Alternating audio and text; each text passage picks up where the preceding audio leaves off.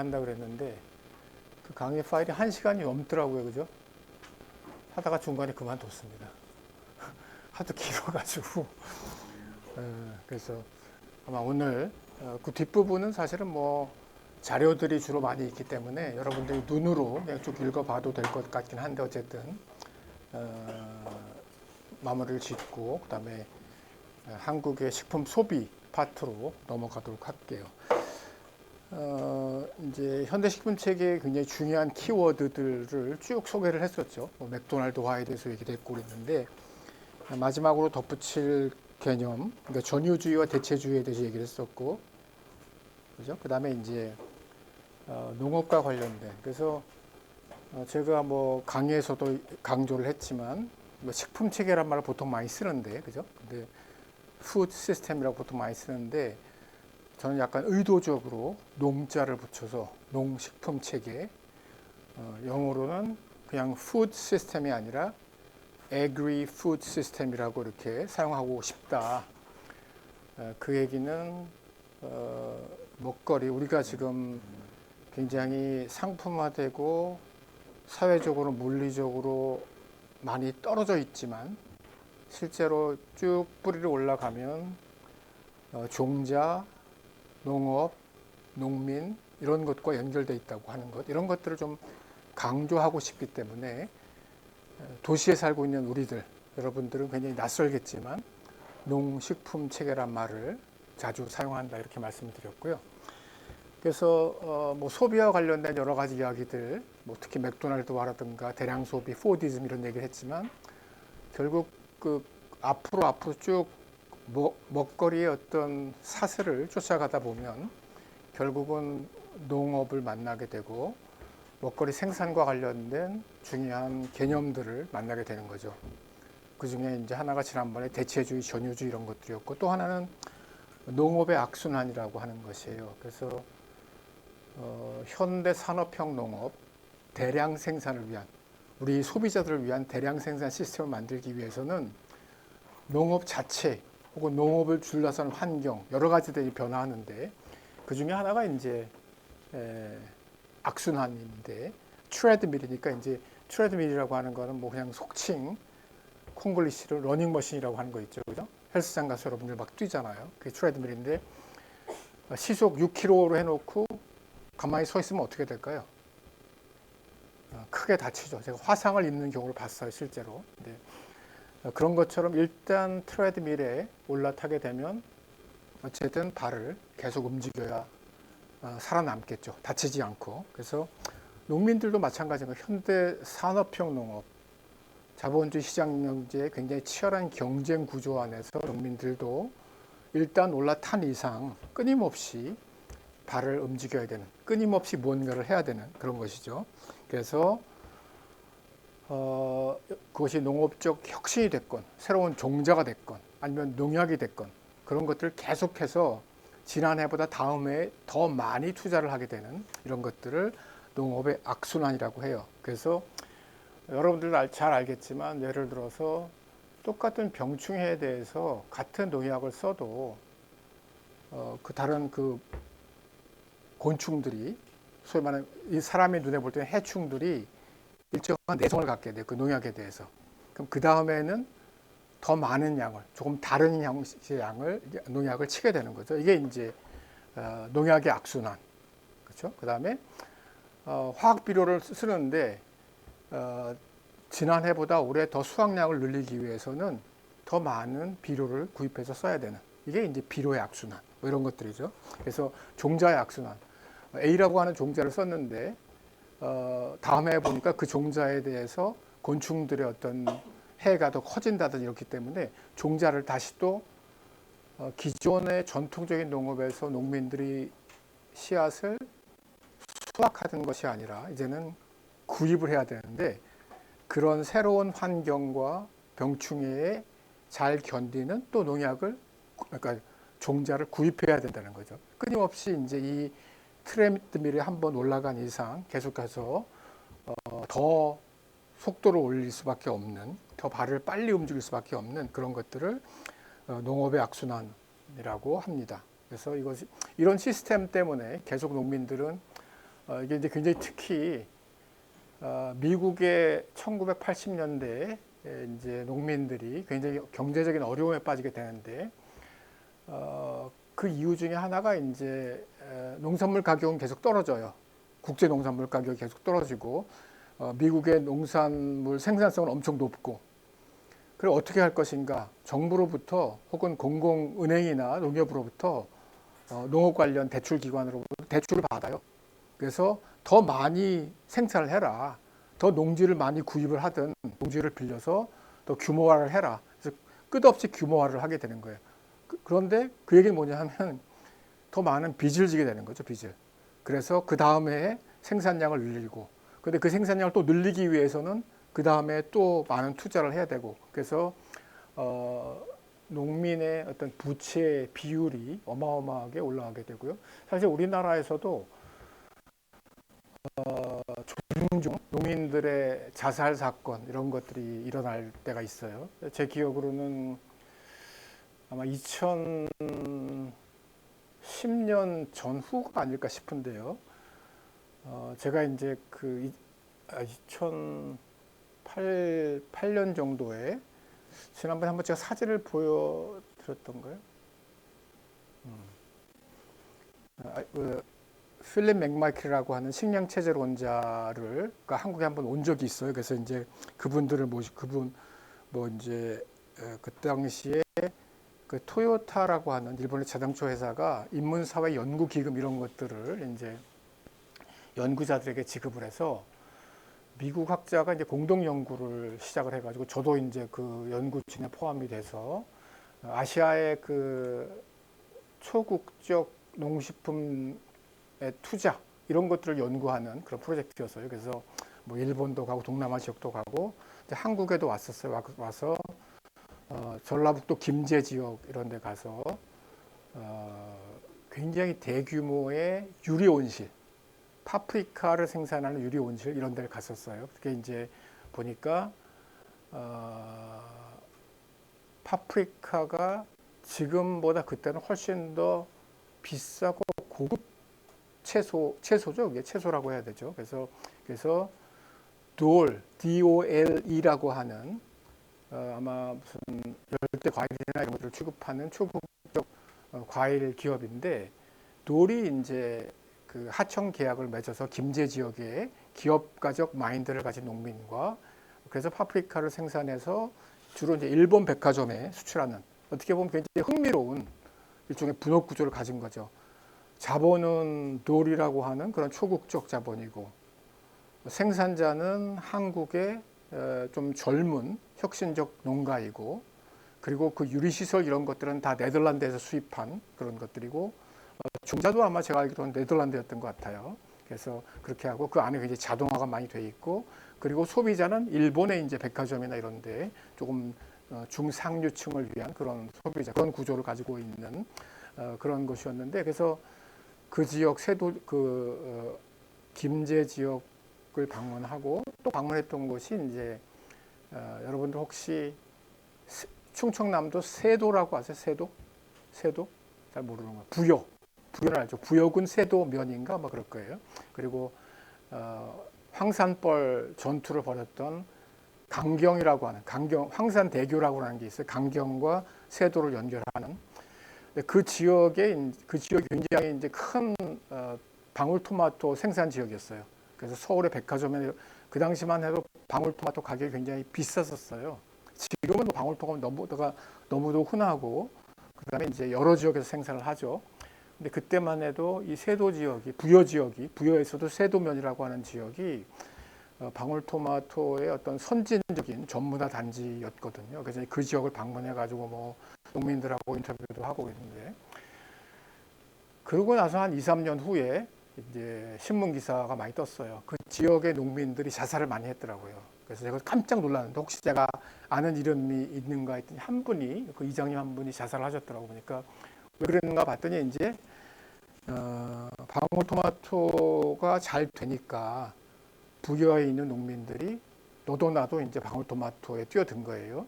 그리고 기존 농가들도 하여간 더 면적을 넓히고 그러기 위해서는 농협에서 대출을 받고 농협 대출이 꽉 차니까 다른 사업 금융을 통해서 대출을 받아서 방울토마토는 다 하우스거든요. 하우스, 유리하우스는 아니고 비닐하우스예요. 더 투자를 계속해서 소위 말하면 농장 규모를 키웠어요. 그런데 너도 나도 부여지역뿐만 아니라 다른 농촌 지역에서도 방울토마토가 이거 괜찮다더라 하니까 이제 방울토마토가 뛰어들게 되고 가격이 이제 폭락했죠. 폭락하니까 기존에 이제 대출을 받아서 농사 규모를 키웠던 농가들이 도저히 뭐 감당을 못하는 거예요. 그 빚의 이자 이런 것들도 서로 이렇게 보증해가지고 또 이자 대출을 받고 그래서 꽤 많은 농민들이 충청남도 부여군 세도면, 제 기억으로는 세도면에 농민들이 아마 거의 뭐 2자리에 가까운 농민들이 자살을 한 그런 뉴스를 제가 보고서 이게 꼭 미국만의 문제가 아닌가. 한국에서도 농가들의 이런 대출, 일종의 대출의 덫이라고 할 수 있고 어떻게 보면 농업의 악순환, 트레드밀에서 올라탄 후에 어떻게 보면 멈출 수 없는 경주를 계속 가다가 결국은 이제 거기서 떨어져 나간 이제 그런 경우라고 할 수 있겠죠. 그래서 우리나라에서도 사실 뭐 여러분들 이렇게 직간접적으로 알고 있겠지만 농가 부채 문제가 굉장히 심각하고 그 농가 부채라고 하는 게 여러 가지 이유가 있지만 그 중에 하나는 이런 농업의 악순환과 깊이 관련이 됩니다.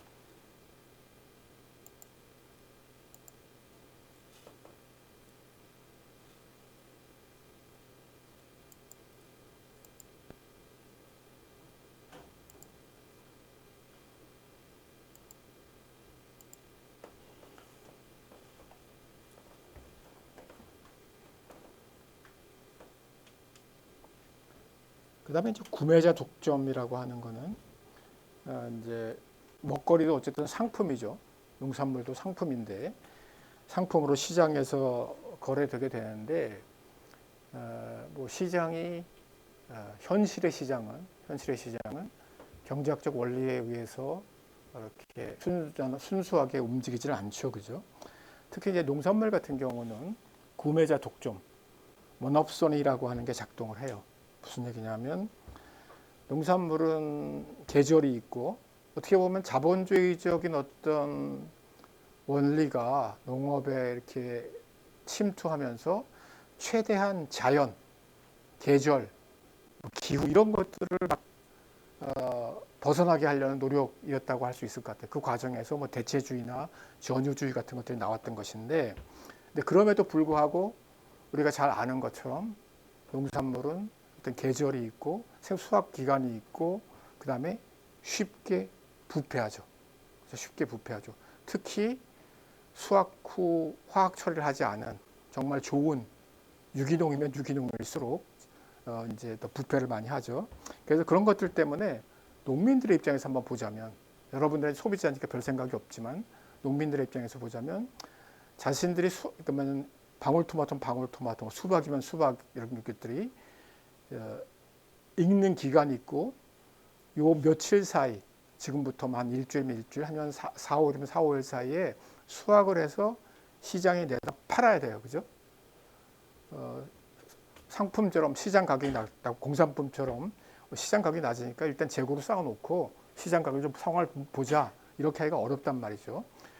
이제 그런 상태에서 점점 더 현대 농업 혹은 농민 생산자들은 일반 도매상보다 훨씬 더 막강한 영향력을 생산하는 대형 마트들, 특히 슈퍼마켓타이제이션 말씀드렸죠.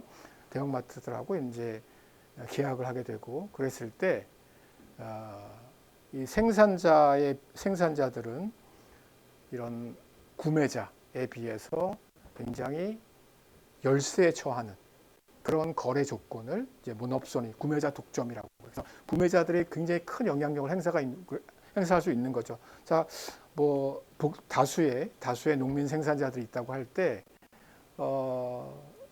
A라고 하는 농가, B라고 하는 농가하고 계약을 할 때 가격을 가지고 큰 우월적 지위를 행사할 수가 있고 농민 입장에서는 가격이 안 맞아? 그러면 나 안 팔아.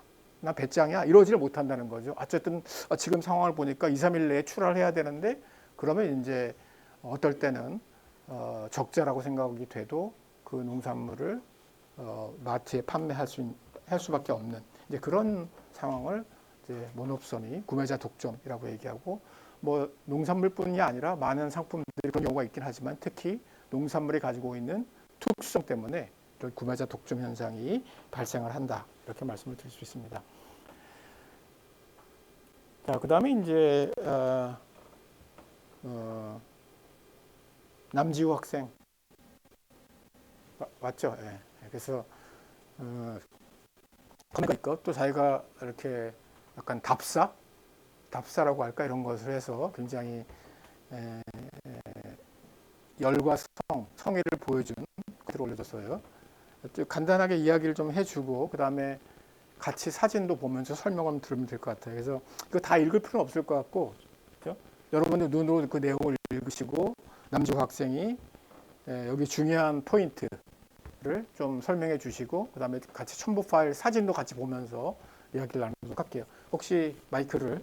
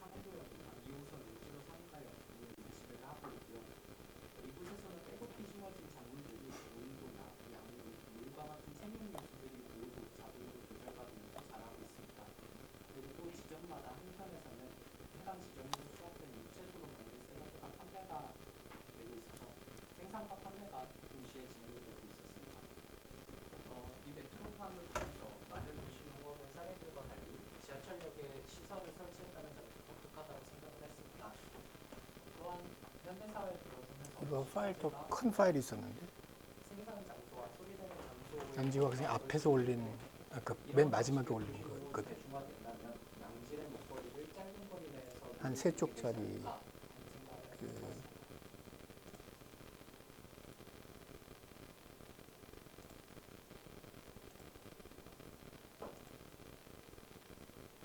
맨 마지막 그거니? 근데 막 샌드위치 사진도 있고 막 그런 게 있지 않나 그죠?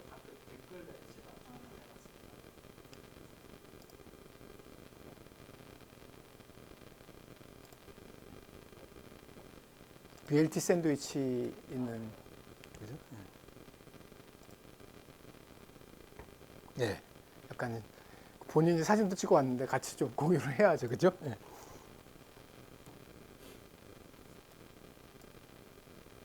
네. 됐습니다. 고맙습니다. 네. 그래서 뭐 자꾸 나오세요. 네. 나와요, 나와. 뭐 내가 설명하는 것보다 본인이 사진을 보여주면서 하고 싶은 얘기를 뭐 교탁이 그 교수만의 어떤 특권적 그런 공간은 아니니까 올라온 김에 우선 저는 지하철을 타고 통학을 합니다. 이제 5호선을 타고 통학을 하는데 가까운 거리에서 이제 2호선을 환승을 할 수가 있어서 을지로 3가역에 위치한 메트로팜에 일단 다녀와 봤습니다. 보시는 것처럼 이렇게 수직형 농장 시설이 설치가 되어 있고 가까운 곳에 이렇게 자동 판매기가 설치되어 있어가지고 뭐 샐러드나 주스와 같은 한국들을 직접 판매를 하고 있는 모습을 볼 수 있었습니다.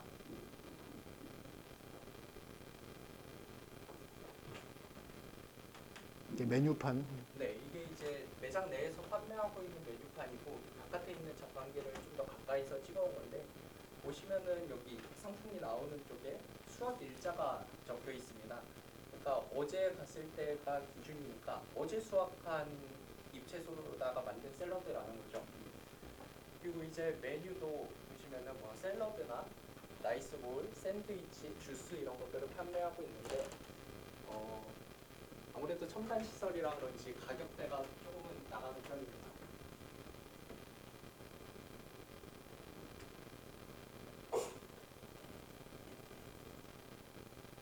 그리고 아무래도 현장에서 직접 나는 채소들로 만들다 보니까 재료의 대부분을 그 현장에서 수급을 하기 때문에 수량 자체가 그렇게 많지 않았습니다. 보통 5개 내외 정도의 재고가 있었던 것으로 기억을 합니다. 이제 수직형 농장 재배 시설을 좀 가까이서 찍어본 건데요. 보시면은 이렇게 발광 다이오드가 있고 그 밑에는 양액이라고 하는 건데요. 이제 양분이나 물 등이 섞인 그런 수경 재배에 사용하는 특수한 물입니다. 이 발광 다이오드 같은 경우는 지금 사진에는 제대로 안 담겼는데 제대로 보시면은 그 다양한 색깔들이 이렇게 규칙적으로 배열된 모양을 하고 있습니다. 그리고 이 빛의 파장에 따라서 또 수확량이 달라진다고 하는데요. 거기까지는 이제 과학의 영역이라 자세히는 잘 모르겠습니다. 그리고 이제 밑에 이게 자동 양액 교반 장치라고 하는 건데요. 이 밑에 흘러다니는 양액들을 이제 농도나 이런 것들을 잘 맞춰서 섞어주는 장치입니다. 이 장치를 통해서 작물마다 가장 최적의 생육 환경을 조성을 할 수가 있게 되는 것입니다. 그리고 이제 거기 계신 이 관리자분과 뭐 이것저것 여쭤보기도 하고 답변도 들어봤는데요. 일단 수확량이 어떻게 되는지 궁금해가지고 여쭤봤습니다. 그래서 이제 해주신 답변이 매일 규칙적으로 수확을 하진 않지만 일주일 단위로 생각을 해봤을 때 한 30kg 정도의 수확량이 나온다고 합니다. 또한 뭔가 시설을 좀 더 통제를 하거나 하면은 더 많은 수확량을 얻을 수도 있다고 합니다. 그리고 이제 두 번째가 제가 가장 궁금했던 부분인데요. 매장 수익이 시설 유지를 하기에 충분한가라고 여쭤보았습니다. 그래서 이제 해주신 답변이 초기 설비에 많은 비용이 들었기 때문에 뭐 크게 흑자가 나고 있는 상황은 아니라고 합니다. 현재 나고 있는 수익은 간신히 현상 유지만 하는 수익이라고 하고요. 그 메트로팜 지점들 중에서는 7호선 상도역점이 가장 규모가 크고 수익도 많이 난다고 합니다. 그리고 이외 지점들은 이 메트로팜의 모회사인 팜에이트라는 회사가 있는데요. 이 회사가 도시농업이나 이런 스마트팜 기술들을 보급을 해주는 회사입니다. 그래서 자사 기술 홍보를 위한 것이라 봐도 무방하다라고 솔직히 말씀을 해주셨습니다.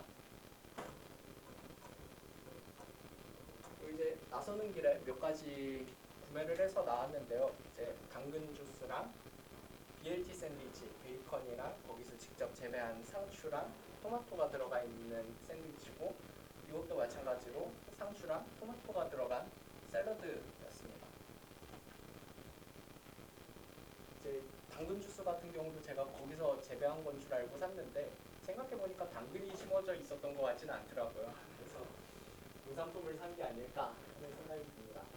그래서 우선 중요한 거는 이 상추의 맛이 어땠는가 하는 거였는데 뭔가 전통적인 농업 방식으로 생산한 것과 맛이 다를 거라고 생각을 했는데 일반 시중에서 사 먹는 상추와 크게 맛이 다르지 않았습니다. 그리고 오히려 우리가 시중에서 파는 상추 같은 거를 샀을 때는 뭐 끝부분이 검게 변해 있거나 혹은 얼었다가 그게 녹으면서 약간 식감이 변형이 되는 경우가 있는데 이렇게 스마트팜에서 생산이 된 상추 같은 경우에는 그 상추의 빛깔이나 모양 자체가 굉장히 균일하고 깔끔한 모습을 보였습니다. 그리고 식감 자체도 뭔가 과육이라고 해야 되나요? 그런 게 약간 밀도가 있고 아삭아삭한 느낌을 받았습니다.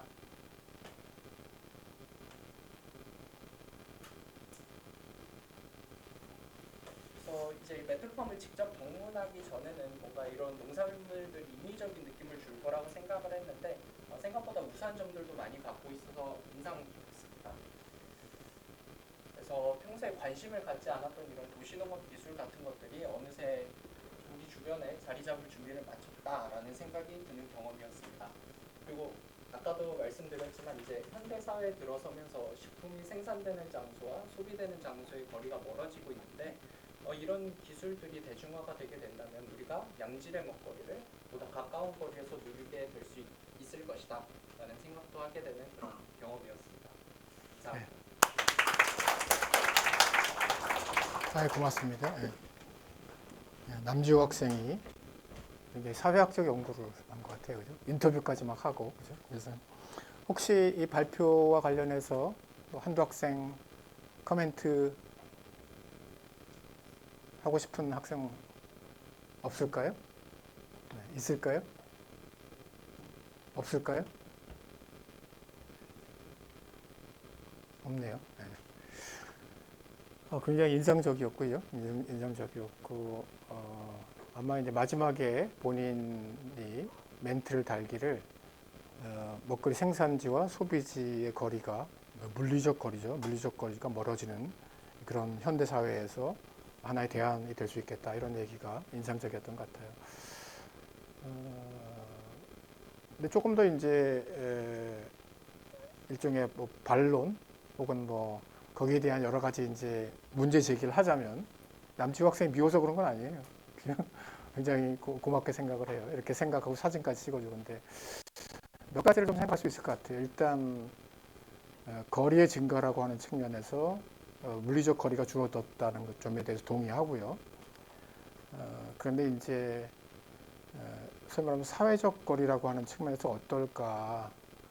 물론 이제 남주 학생처럼 이렇게 친근하게 다가가 질문도 하고 또 아마 그렇게 바쁘지 않다 보니까 답변도 굉장히 친절하게 해주고 그랬지만 생산자와 소비자 간의 사회적인 어떤 거리 이런 것들 측면에서 이제 과연 그 정말 좋은 대안이 될 수 있을까 이런 질문을 하게 돼요. 결국은 이제 이것도 어떻게 보면 전형적인 어떤 상품 시장 경제이고 이제 결국 이게 아마 장사가 잘 되면 뭐 키오스크가 될 수도 있고 자판기를 통해서 아마 여러 가지 방식으로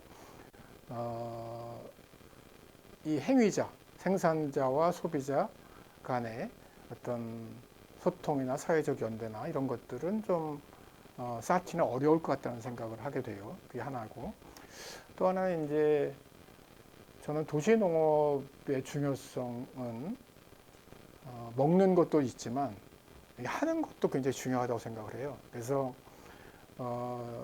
이건 저의 어떤 그 정치적 입장이기 때문에 뭐 강요하는 건 아니지만 내가 먹거리를 생산한다는 경험, 내가 예를 들면 흙을 만진다는 경험, 내가 생명체, 씨앗, 채소 이런 것들을 키우고 양육하고 돌본다는 경험 이런 것들이 현대사회에 소외된 개인들, 소외된 현대인들에게 굉장히 중요한 경험이라고 생각을 하거든요. 그래서 이것을 이런 식의 스마트팜을 배제하려는 것이 아니라 스마트팜이라고 하는 것이 하나의 대안적인 먹거리 양식, 물리적 거리를 줄이는 좋은 방식으로 도시농업의 한 양식으로 제도화되고 안정화되는 게 필요하다고 생각을 해요. 그러나 또 동시에 이것만으로 채울 수 없는 도시농업이 가지는 실제 우리가 학교의 짜투리 땅 사실은 저는 서울시에도 농사를 질 수 있는 공간이 굉장히 많다고 생각을 하거든요. 굉장히 많다고 생각을 해요. 고대 뭐 제가 그전에 한번 소개를 했었지만 고대에서 제가 일종의 게릴라 농사를 짓고 그럴 적에도 내가 이제 농민의 입장에서 난 농민은 아니지만 내가 농사꾼의 입장에서 이렇게 보면 학교 공간에 농사를 질 수 있는 짜투리 땅이 너무도 많아요. 너무도 많고 학교는 고려대학뿐만이 아니라 서울시의 여러 초중고등학교들 보면 다른 공간에 비해서 농사를 지을 수 있는 땅이 굉장히 많습니다. 그리고 이제 또 하나 비판, 약간 연결되는 비판인데 저는 이 본관의 그 잔디밭이 과연 친환경적인가 이런 생각을 많이 해요. 이게 지금 여러분들 잘 모르겠지만 이 본관 앞에 이제 인천 동상이 있고 굉장히 파란 잔디가 깔려 있죠, 그죠? 근데 그 잔디가 뭐 제가 고대 재직한 기간 동안에 한 2번 정도 종류가 바뀌었어요. 근데 이제 어쨌든 총장님에 따라서 굉장히 뭐 사철 푸른 걸 원하시는 분이 있어서 바뀌었다가 뭐 전통적인 뭐 우리나라 토종 뭐 이런 것도 바뀌었다가 뭐 이렇게 했는데 어쨌든 그 잔디를 관리하기 위해서 제가 아침에 출근할 때 보면 특히 여름에는 그 관리하는 직원들이 어마어마한 양의 물을 계속 하여간 그 분수라 그러나 이런 것들을 통해서 관리를 하거든요. 근데 그거보다는 제가 그 전에 도시농업 했을 때 미디어 학부에 있는 그 학생이 같이 농사를 짓던 학생이 자기 꿈이 본관에다가 벼를 재배하는 거다. 본관 앞에다가 이런 얘기를 했었어요. 그 꿈을 이루지 못하고 그 친구가 졸업을 해서 지금은 KT에서 잘 나가고 있는데요. 근데 어쨌든 근데 그런 시각에서 보자면 학교 안에 정말 농사를 짓는 공간이 굉장히 많고 학교의 조경이라고 하는 것이 과연 생태적인가 이런 질문을 한번 해볼 필요가 있어요.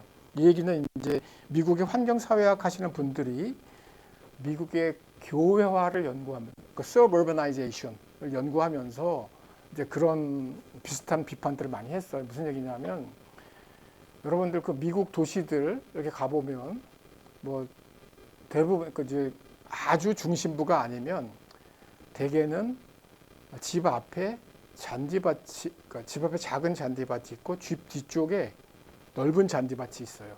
그게 이제 60년대 미국의 포디스 아까 지난번에 얘기했던 포디즘 이런 미국의 경제적인 어떤 부흥과 성장과 그다음에 중산층의 증가, 교회화, 자동차, 그다음에 이제 주택 보급률이 엄청나게 높아지게 되는데 백투더 퓨처에 나온 그런 아마 여러분들 백투더 퓨처라고 하는 영화를 한번 찾아보시면 그 당시가 이제 미국의 전성기의 모습을 보여주고 있어요. 근데 그때 보시면 집집마다 자가용이 있고 차고가 있고 앞에 약간 좁은 잔디밭이 있고 뒤에 넓은 잔디뜰이 있고 그리고 지금도 미국의 청소년들 한 초등학교 한 어린이죠. 한 2, 3학년 아이들이 제일 먼저 하는 일이 아르바이트가 잔디 깎는 일이에요. 그럼 아버지가 너 이거 잔디 깎으면 일주일에 뭐 $2씩 주겠다. 그럼 열심히 잔디를 깎고 내가 돈 벌었다고 막 좋아하고 막 그러거든요. 근데 그 잔디라고 하는 게 굉장히 현대적인 미국에서도 미국의 산업화와 도시화 혹은 교회화 과정에서 만들어진 일종의 조경학인 거죠. 그러니까 미국에서 잔디가 자연 상태에서 막 곳곳에 막 이렇게 깔려 있고 그러지 않았고 미국 도시 발전 과정에서 특정한 형태로 산업적으로 만들어진 공간이에요. 그게 나쁘다는 얘기가 아니에요. 그거보다는 그냥 빽빽하게 있는 거니까 더 나쁘죠, 사실은. 근데 어쨌든 그런 것처럼 좀 관점을 달리해서 보면 그러면서 사실은 이제 2000년대 이후에 미국의 도시 농업이 크게 발달하게 되는데 특히 캘리포니아 지역이나 뉴욕 일부 지역에서는 그런 소위 말하면 조경을 통해서 눈에 보기 좋기 위한 그런 관상용 잔디를 밭으로 대대적인 전부 다 밭으로 갈아엎는 건 아니지만 텃밭을 이제 만들어서 실제 그것이 개인들이 그러니까 아마 여러분들이 검색을 해보시면 urban gardening 해서 그러니까 이제 텃밭이라기보다는 가드닝이죠. 가드닝인데 그 가드닝이라고 하는 게 그냥 눈에 보기 좋은 게 아니라 먹을 수 있는 여러 가지 채소나 과일류들을 1년생을 많이 키워가지고 그거 가지고 뭐 잼도 담그고 뭐 이런 그런 운동이 굉장히 활발하게 진행이 되어 왔어요. 지금도 되고 있고. 그런데 비하면 이제 한국에서는 도시 공간이 굉장히 척박하고 또 학교 같은 경우도 주로 이제 눈에 보기 좋은 형태의 조경적 조건이 굉장히 많은데 사실은 그런 농사라고 하는 것을 조경 플러스 그다음에 실용성 이런 것들 그다음에 개인의 체험 그러니까 우리가 직접 그 과정에 참여한다고 하는 것 자체가 굉장히 도시인들에게 큰 힐링의 의미가 있죠. 그러니까 요즘에 이제 농업 부문의 굉장히 큰 가장 중요한 뭐 어떻게 보면 떠오르는 산업 가운데 하나가 사회적 농업이라고 하는 게 있어요. 힐링 이런 것들 그래서 자폐아라든지 아니면 정신과적으로 문제가 있는 그런 청소년들, 청년들을 이제 농사라든지 혹은 뭐 동물 돌보기, 말이나 가축들 돌보기 이런 걸 통해서 이제 치료를 하는 그런 프로그램이 있는데 뭐 그런 제도화된 것이 아니더라도 도시라고 하는 공간에서 우리가 뭐 상자 텃밭이 됐건 아니면 학교의 작은 텃밭이 됐건 이런 것들을 하는 것이 굉장히 큰 의미를 가질 수 있다 이런 생각을 했어요. 그래서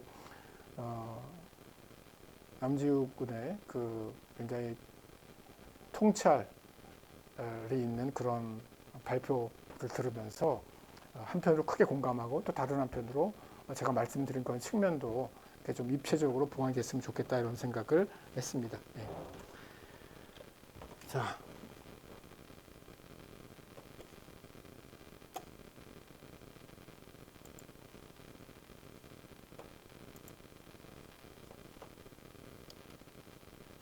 그 다음에 김채영 학생, 예.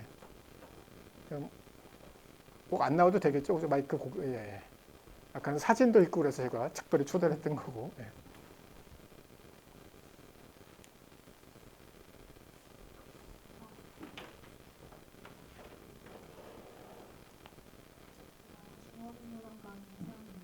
예. 과거 한국사회에서 사람은 주된 신뢰에 집중하며 주로 과대학술을 소비했습니다.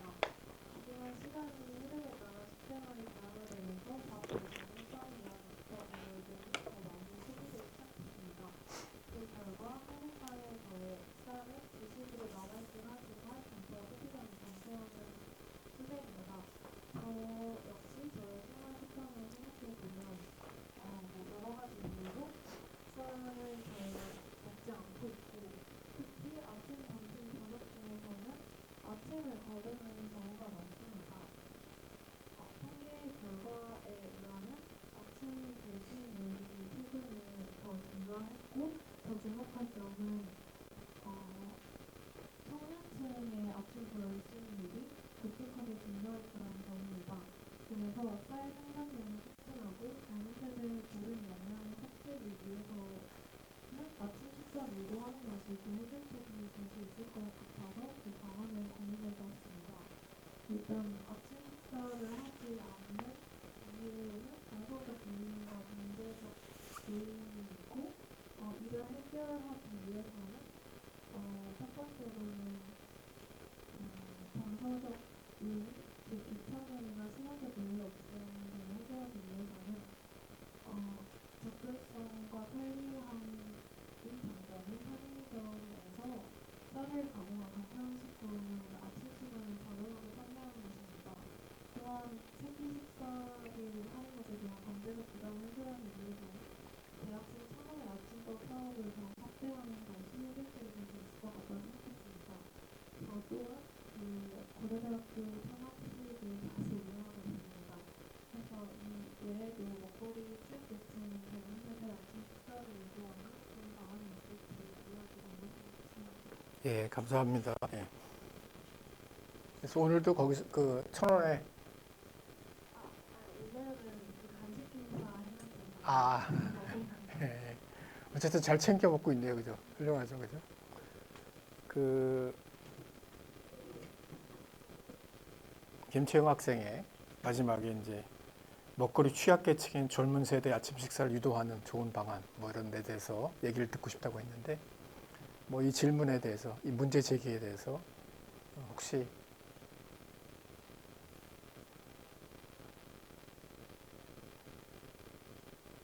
예, 옆에 있는 친구가 예, 도와준다는 의미에서 예. 저도 그 천원의 학식을 거의 학교 오는 날에 아침마다 이용을 하고 있어요. 1, 아. 2시간 있기 때문에. 근데 이때 이용을 하다 제가 원래는 아침을 통학하다 보니까 빨리 나가야 되잖아요. 급한 마음에 아침을 잘 안 챙겨 먹게 되는데 천원 학식을 하니까 조금 일찍 차를 타서 이걸 픽업도 되니까 픽업을 해서 가져가면 아침을 저도 모르게 먹게 되더라고요. 근데 제 주위에 다른 친구들을 보니까 다른 학교에는 아직 천원의 학식이 진행되지 않는 학교도 있었고 그리고 뭐 뉴스에도 봤는데 이제 천원의 학식이 11월 달까지만 정부에서 지원을 받는데 이 이후에 남은 일자에 대해서는 학교 측에서 부담을 해야 돼서 이제 학교 측의 부담이 점점 커져서 좀 문제가 되고 있는 학교들이 있다는 뉴스도 봤어요. 그래서 이런 아침 학식 같은 거를 좀 늘려주면 대학생 입장에서는 아침에 거르지 않고 먹을 수 있게 되는 계기가 되지 않을까. 그리고 추가적으로 2교시가 첫 교시인 학생들은 아침 학식을 이용하기에는 시간이 부족하단 말이에요. 아침에 학식이 몇 시부터 몇 시까지인가요? 2시부터 9시 반까지로 알고 있는데 9시 반까지면 이제 2교시 하는 학생들이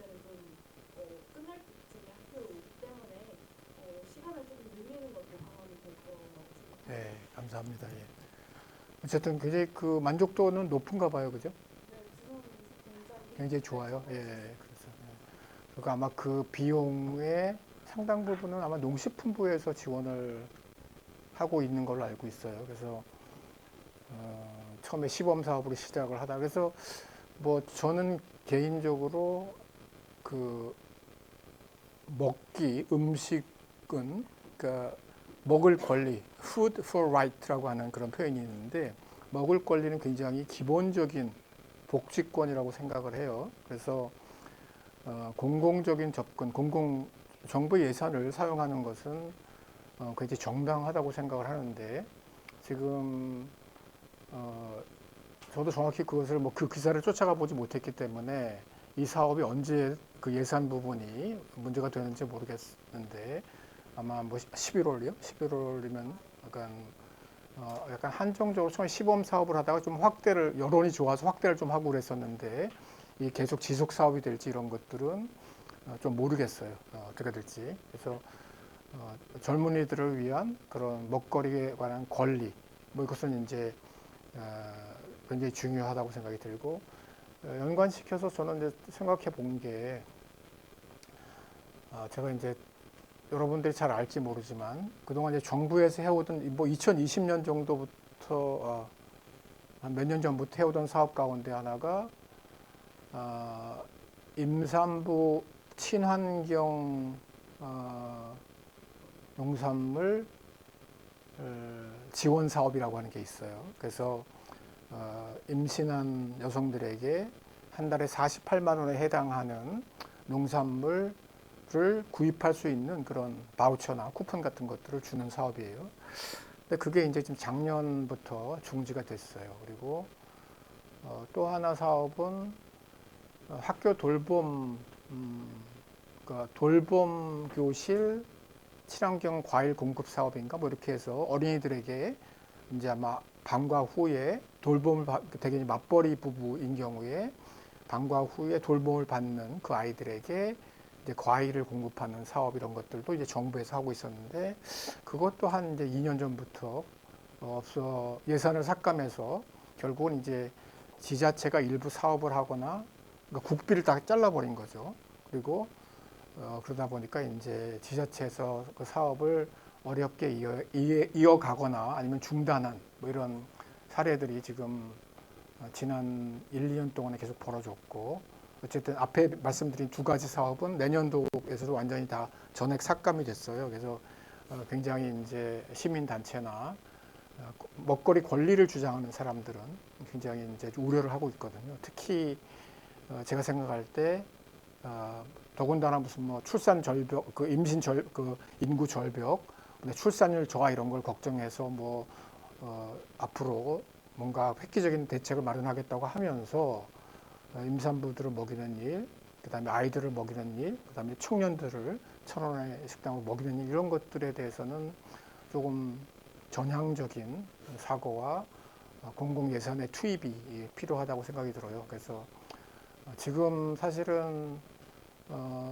저소득 노인들을 위한 이런저런 공공급식 시스템들, 도시락 뭐 프로그램들이 있긴 한데 뭐 그렇기 때문에 국가 예산이 늘 한계가 있긴 하겠죠. 그러나 그럼에도 불구하고 이제 말씀드린 대로 아이들, 엄마, 청년들을 먹이는 일은 굉장히 중요한 미래에 대한 투자고 그것은 국가가 해야 될 일 가운데 굉장히 기본적인 일이라고 생각을 하고 여러분들은 당연한 권리라고 생각해요. 여러분들은 먹을 권리는 기본권이거든요. 사실 기본권이기 때문에 그것이 국가나 학교는 돈이 없다고 계속 그러니까 지금 그런데 어쨌든 간에 공공적 성격을 띤 기관들이 해야 할 일이라고 생각을 합니다. 한번 먹고 싶은데 나도 안 주네요. 자,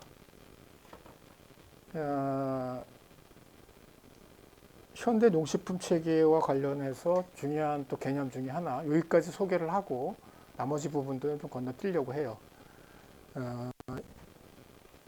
현대 농업이 가지고 그러니까 먹거리 생산의 출발점인 농업이 가지고 있는 굉장히 중요한 특징 가운데 하나가 신진대사의 균열, 메타볼릭 리프트라고 표현하는데 그 전통 식품 체계 혹은 전통적인 농식품 체계에서 현대적인 농식품 체계로 변화하면서 생산 과정 자체가 굉장히 이제 변화하게 됐죠. 우리가 그동안 얘기한 뭐 농약을 많이 쓴다든지 비료를 쓴다든지 종자를 대기업에서 초국적 기업에서 만든다든지 이런 과정들을 포함해서 그런 것들이 생태학자의 눈에서 보자면 이거 일종의 메타볼리즘, 신진대사, 순환 이런 것들이 깨지는 거라는 거죠. 그래서 예를 들면 아까 그 스마트팜 얘기를 했었지만 워낙은 전통 사회에서는 대부분의 사람들이 먹거리 생산에 참여를 했고 그리고 공간적으로 보면 도시와 농촌의 분화라고 하는 것이 그렇게 두드러지지 않았어요. 현대 사회에 와서 뭐 특히 예를 들면 한국 사회 생각하면 알죠, 그죠? 대부분의 사람들은 도시에 살고 있고 그 다음에 그 도시에 사는 사람들은 대부분 다 먹거리를 먹기만 하는 다 소비자가 됐죠, 그죠? 소비자와 소비지가 일정한 곳에 집중돼 버렸어요. 그 다음에 생산자 혹은 생산지는 저 멀리 떨어진 곳에 우리가 전혀 알지 못하는 곳에 대부분의 사람들이 살고 먹거리를 생산하고 있죠. 이런 도시와 농촌의 분화와 단절 이런 것들이 이 먹거리 생산 과정에 진행된 것이고 그러면 메타볼리즘이 잘 돌아가는 건 어떤 거냐? 그게 뭐냐 하면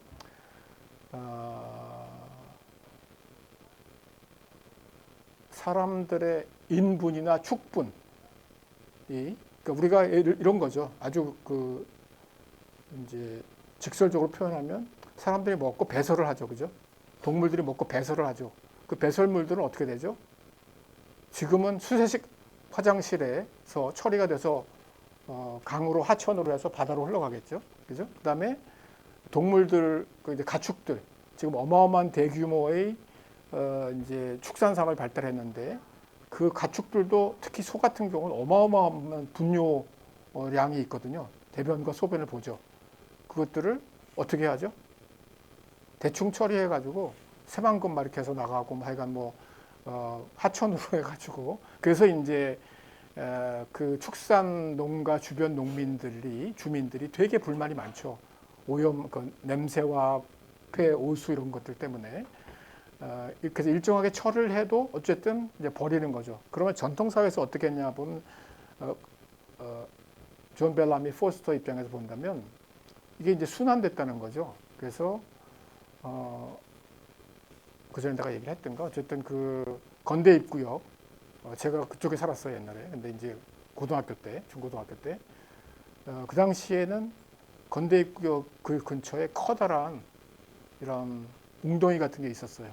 겨울에 특히 조심해야 되는데 왜냐하면 거기다가 인분이나 축분을 모으고 그 다음에 이제 그 농사 짓고 남은 예를 들면 열무 이파리라든지 아니면 볏짚 이런 것들 지금 건대입구역이 근처가 밭이 많았거든. 제가 중고등학교 70년대 이럴 때 보면. 근데 그래서 그거를 삭히고 썩혀서 퇴비를 만드는 거예요. 퇴비를. 그러니까 사람의 혹은 가축의 변이라고 하는 게 사람이 먹고 나온 게 이제 다시 자연으로 돌아가서 이제 퇴비 역할을 해주는 그런 순환 과정이 있었던 거죠. 그래서 뭐 여러분들 할아버지나 이렇게 분들에 여쭤보시면 밖에서 놀다가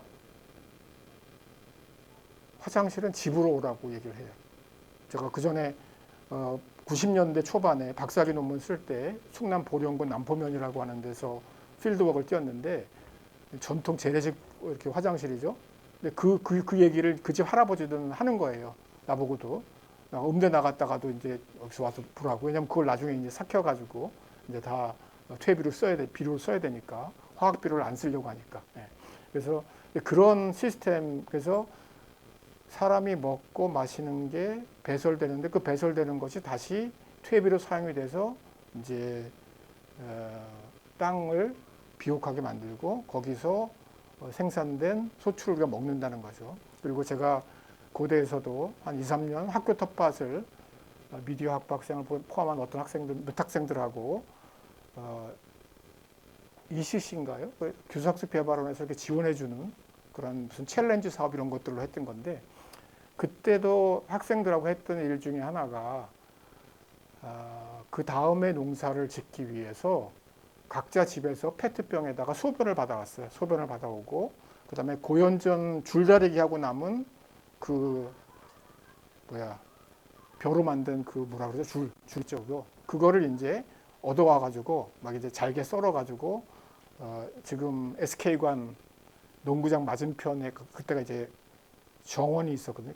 화단이 있었고, 그 화단의 일부를 저희가 불법으로 개조를 해서 이제 텃밭을 만들었던 것인데, 어쨌든 그렇게 해서 이제 땅을 만드는 작업, 그러니까 토지를 만드는 작업, 그래야 이제 그 다음에 농사가 되니까 이제 그런 작업을 했던 기억이 있는데, 뭐 저도 그때 이제 이 학생한테 배운 거고, 이 학생은 귀농학교라는 곳에 가서 미디어 학부학생이었는데, 권아무개라고 하는 이제 학생이 이제 그런 걸 그 친구도 뭐 다 이제 서울 친구였죠. 근데 어쨌든 그렇게 와서 땅을 만드는 작업. 근데 그런 게 이제 약간 순환적인 농업인 거죠. 이제 그런데 지금은 이제 도시와 농촌이 완전히 분절되고, 그다음에 사람들이나 동물들의 변이라고 하는 거는 그냥 쓰레기 버려지는. 그래서 여러분들 이제 그런 과정을 이제 영국의 산업화 과정에서 관찰을 하게 되죠. 영국에서 이제 그 도시화가 막 되면서 런던에 노동자들과 거지들이 들끓을 때 보면, 그 묘사를 보면 길거리에 이제 막 대소변이 넘쳐나고, 그다음에 그 쥐들이 막 왔다 갔다 하고, 이런 이제 그 산업화 초기의 그 소설 같은 것들을 보면 나오게 되죠. 그리고 이게 정설인지는 모르겠는데, 그 하이힐 있죠. 굉장히 굽이 높은 하이힐이 아마 파리 이런 데서 그 사람들의 변, 아니면 가축 개나 동물들의 변이 굉장히 많이 있기 때문에 그것들을 이제 피해가는 한 가지 방식으로 하이힐이 발달했다, 뭐 이런 썰을 제가 본 적이 있어요. 근데 어쨌든 그런 것들이 이런 먹거리 생산의 어떤 순환성이 깨지면서 이제는 이제 처리돼야 될 이제 그런 쓰레기로 인식하게 되고, 그것들을 이제 어떻게 현대적으로 처리할까 하는 게 이제 지금 수세식 변소 화장실이고 이런 거죠. 그다음에 이제 또 하나는 경종과 축산의 어떤 분리인데요. 경종과 축산이란 말은 낯설 텐데, 경종은 뭐냐면 경작하다 할 때 경작이고, 종은 종자할 때 종자예요. 그래서 이제 예를 들면 씨앗을 뿌리고 이제 농사를 짓는 것하고 소를 키우고 돼지를 키우는 게 서로 연결되어 있는 게 물질 순환이 잘 되는 거예요. 신진대사. 그래서 충남 천안 아산 쪽에 보면 몇몇 좀 친환경 농업을 하시는 그런 농가들이 있어요. 그분들이 이제 한살림하고 연대를 해서, 저도 이제 한번 참여를 해서 소 잡는 그런 축제에 간 적이 있어요. 소위 말하면 순환형 축산이라고 하는 것인데, 어떤 거냐 하면 소 사료를 이제 농사지은 콩이라든지, 그다음에 벼를 베고 남은 볏짚, 이런 것들을 먹여서 소를 키운 거예요. 그러니까 소의 사료는 수입한 무슨 뭐 콩이나 옥수수 이런 게 아니고 농사 짓고 콩농사를 지은 콩잎, 그다음에 벼농사를 짓고 벼를 베고 나면 볏짚이 남잖아요. 그죠? 그걸로 뭐 가마니도 만들고 옛날에, 그다음에 줄다리기 할 때 그걸 말고 그런 건데, 그걸 먹여서 여물을 만들고 이렇게 해서 소를 먹인 거죠. 그리고 소가 배설한 축분을 다시 이제 잘 이렇게 퇴비로 만들어서 농사를 지은. 그래서 그거를 하는데 뭐 몇 년이 걸렸다 그러더라고요. 그렇게 해가지고 이제 굉장히 순환적인 전통적인 그런 소. 근데 그게 이제 가격이 엄청 비싸죠. 엄청 비싸니까 이제 생협 회원들이 일정한 게 가치 소비, 일정한 가격을 주고, 왜냐하면 그렇게 만든 소는 사육 기간도 길고, 그 다음에 일반 소비자들이 좋아하는 마블링도 안 돼 있고, 마블링이 돼 있어야지 뭐 그게 등급도 높이 받고 그러는데, 시장에서 판매할 때는 별로 가격을 못 받는 그런 소고기죠. 그런데 그 생산 과정과 그런 뭐 가치 이런 것들에 대한 생협 회원들, 한살림 회원들의 뭐 그런 마음 이런 것들이 결합된 형태의 축산, 뭐 이런 것들이 이제 소위 말하면 순환형 축산이고, 현대 축산은 우리가 아는 것처럼 그게 다 깨진 거죠. 분절되면서 소들은 한 곳에 가둬져서 이제 산업형 농업을 통해서 생산된 유전자 변형 콩과 옥수수 사료를 딥다 먹고 체중을 불리고 마블링을 해서 다시 이제 되는. 그래서 소의 대소변은 쓰레기.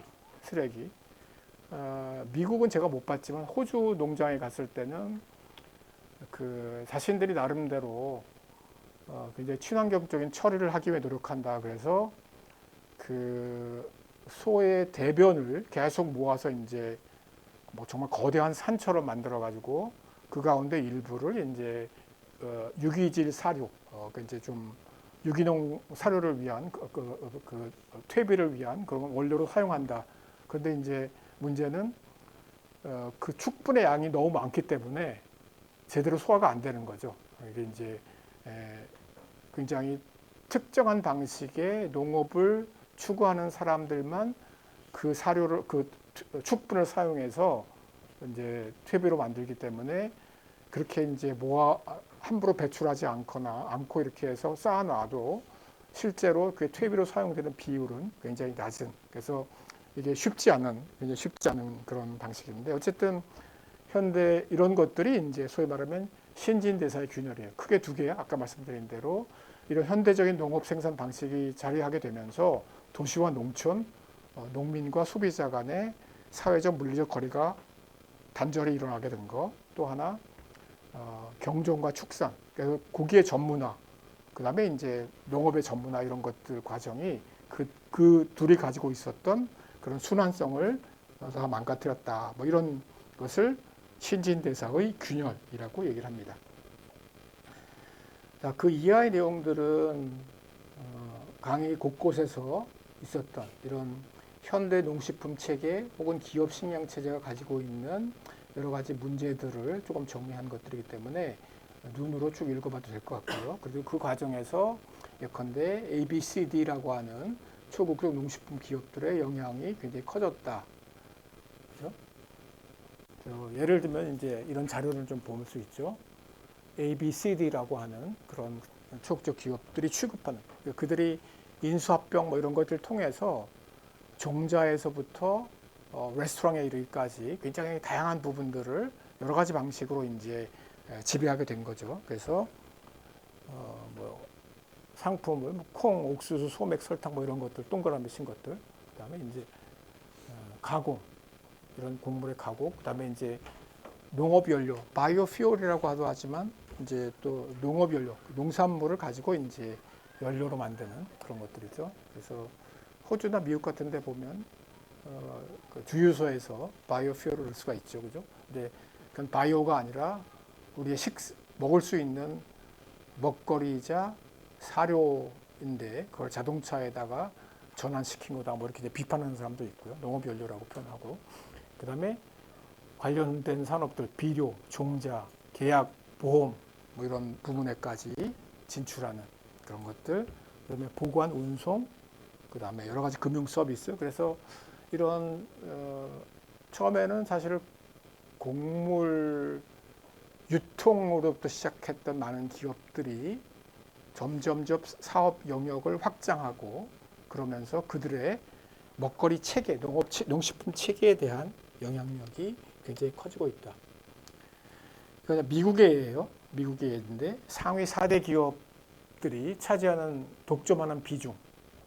카길 같은 걸 좀 주목해 보세요. 아까 그 전에도 카길이 굉장히 중요한 행위자인데, 그래서 이제 누가 우리 식탁을 지배하는가라고 하는 책, 카길을 이렇게 분석한 책이 나오기도 했죠. 근데 이제 카길로만 눈여겨봐도 사실은 쇠고기 도축, 그다음에 뭐 축산 사료, 그다음에 사료가 되는 대두 가공 뭐 이런 데 여러 영역에 영향력을 행사하고 있고, 어쨌든 미국의 식품의 여러 부문들을 보면 상위 4대 기업들이 지배하는 시장 독점력이 굉장히 크다, 이렇게 한 것을 알 수가 있습니다. 그런 자료들, 그래서 축산업부터 시작해서 곡물, 사료, 종자, 비료, 사료 뭐 이런 식으로 다양한 부분들.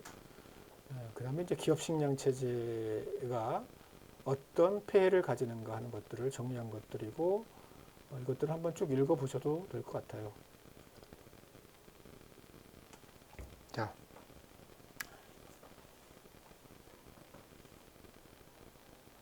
이런 걸 이야기를 하라고 써놨네요. 그죠? 그래서 한번 생각해 보세요. 그죠?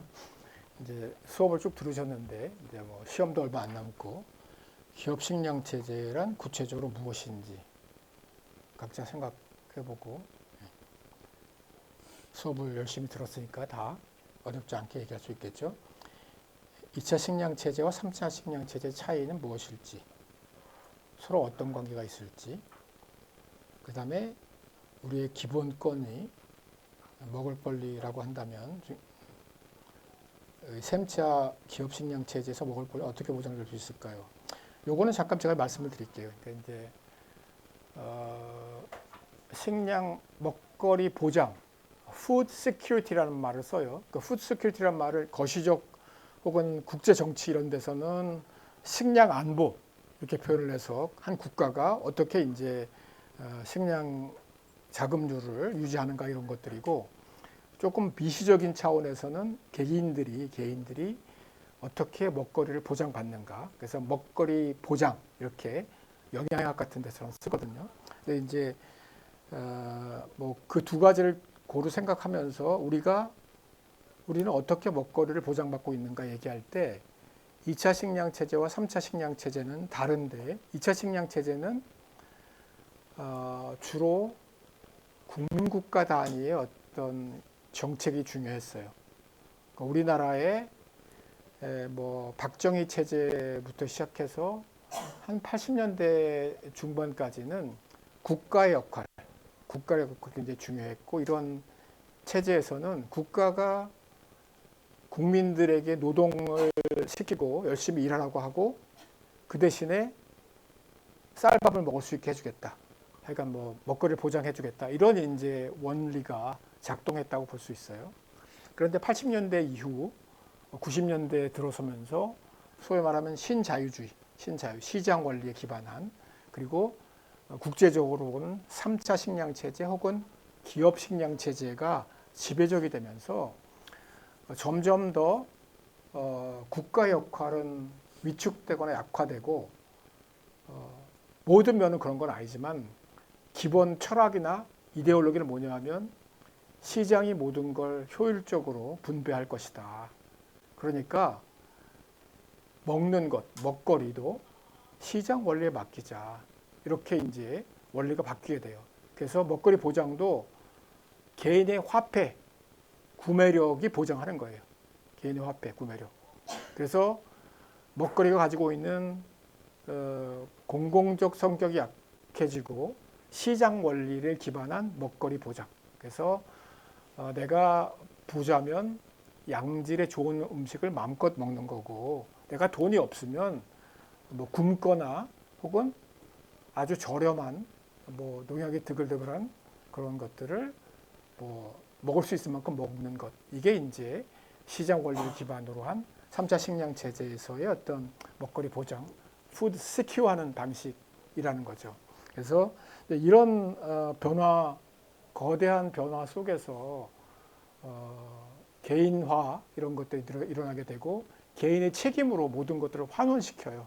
그래서 여러분이 배고픈 건 여러분들 잘못이야. 여러분들이 가난하기 때문이야. 여러분의 아버지가 돈을 못 벌기 때문이야. 이제 이런 원리가 정당화된다는 거죠.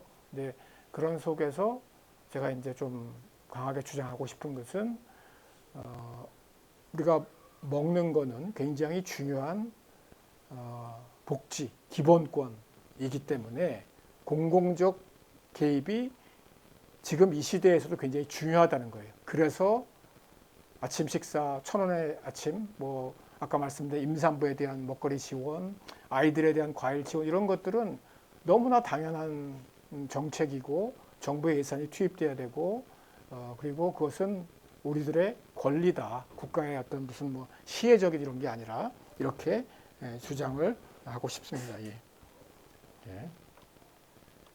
자, 그러면 다음 파트로 좀 아직 한 10분 남았죠, 그죠? 한 7분 남았죠? 한국인의 식품 소비에 관한 이야기 잠깐 들여다볼게요.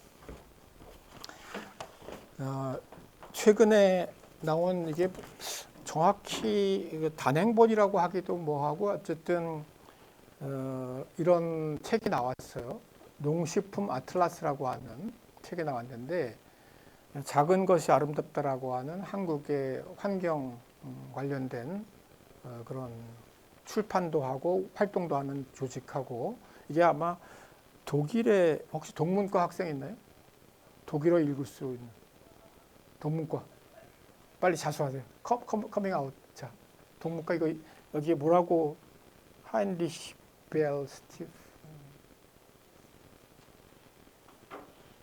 동문과 혹은 독일어를 전공했 고등학교 때 읽을 수 있을까요? 바꿨을까요? 한번 뭐 하인리히 벨 스티프퉁 뭐지? 예, 한번 어떻게 무슨 뜻인지 모르겠어요. 그래서 아마 제가 보니까 독일어인 것 같으니까 독일의 무슨 운동 조직인 것 같아요.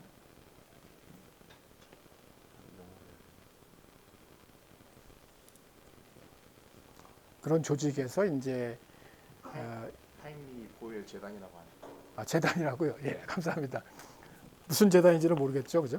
아마 그 재단에서 그러니까 우리 수업을 위해서 이 자료들을 좀 파일로 받으면 좋겠다는 생각을 했었어요. 왜냐하면 마치 우리 수업을 들은 것처럼 뭐 세계 농식품 기업 지도, 그래서 전 세계의 농식품 기업의 지도 이런 것들을 쭉 지도 위에 그리고 그래서 여기 보면 독일의 바스프, 바이엘, 클라스, 도이체 방크, 에데카 뭐 이런 것들이 있고 미국에는 뭐가 있나요? 미국에는 여기 뭐 가득 뭐가 있네요. 엄청나게 많은. 그래서 액타비스, ADM 뭐 이런 여러 가지 회사들이 있고 그다음에 이제 뭐 주제별로 세계화되는 기업들. 현대의 대지주, 그 농지 약탈이라고 해서 이제 거대한 기업들이 제3세계 지역에 농지들을 구입해서 그 농지들의 이제 여러 가지 투자, 때로는 뭐 거대한 유기농 농장을 만들기도 하고 뭐 이런 것들. 그 다음에 물에 대한 기업의 독점, 뭐 이런 것들, 물도 굉장히 중요하죠. 그래서 토양이나 생산량이나 뭐 이런 것들 해서 어쨌든 아주 간편하게 단백질 전투.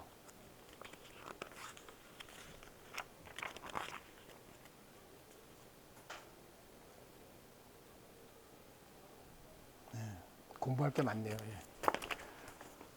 그래서 모르겠어요. 그 도서관에 이게 들어왔는지는 모르겠는데 어쨌든 혹시 그 농식품 아틀라스라고 하는 그런 짤막한 책을 보시면 이제 현대 농식품 체계의 를 굉장히 좀 여러 가지 이제 자료와 또 분석을 통해서 이렇게 정리하고 있습니다. 그래서 한번 찾아보시면 좋을 것 같고 아마 지금 없으면 도서관에 좀 신청을 해주세요. 그러면 아마 도서관에서 구입을 해서 여러분들도 같이 볼 수 있을 거라고 생각하고요.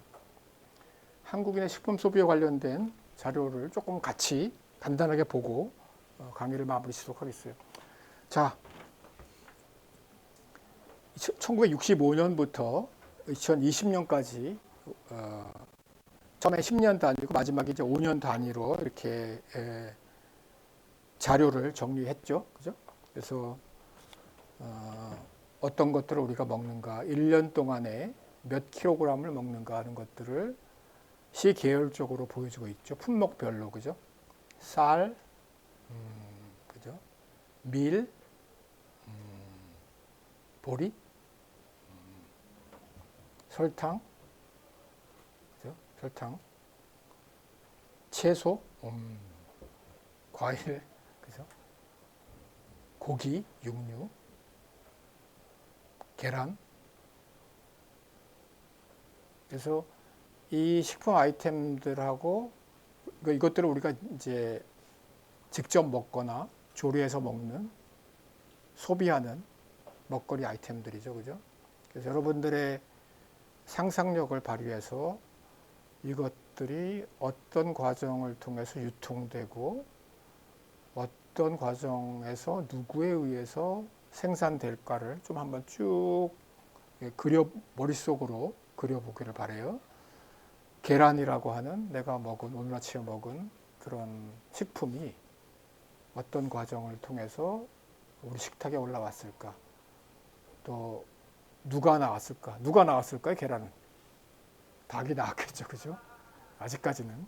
그리고 그런 것들은 닭은 누가 어떻게 관리할까? 뭐 이런 것들. 혹은 그 닭의 출발점인 달걀은 어디에서 왔을까? 아니면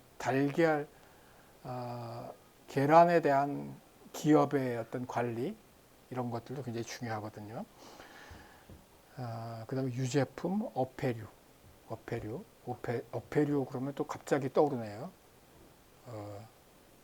일본의 방사능 오염수 문제, 이런 것들이 떠오르는데, 어쨌든 이 최종 먹거리 아이템들을 각각에 대해서 여러분들 집에 가서 한번, 아니면 지하철 타고 왔다 갔다 하면서 내가 먹은 오늘 빵, 밀, 이런 거는 어떻게 어디에서 이게 왔을까, 이런 것들 어떻게 생산됐을까, 누가 생산됐을까, 이런 것들을 좀 생각하고 오기를 바랍니다. 그래서 다음 시간에 이 표를 우리가 가지고, 내가 볼 때는 막 한 5시간 이야기할 수 있을 것 같은데 한 1시간 정도만 얘기를 할게요. 그래서 어쨌든 전제는 여러분들이 요것들을 가지고 어떻게 생산됐는지, 그리고 또 하나는 시계열적으로 1965년도부터 이런 변화들이 있었죠, 그죠?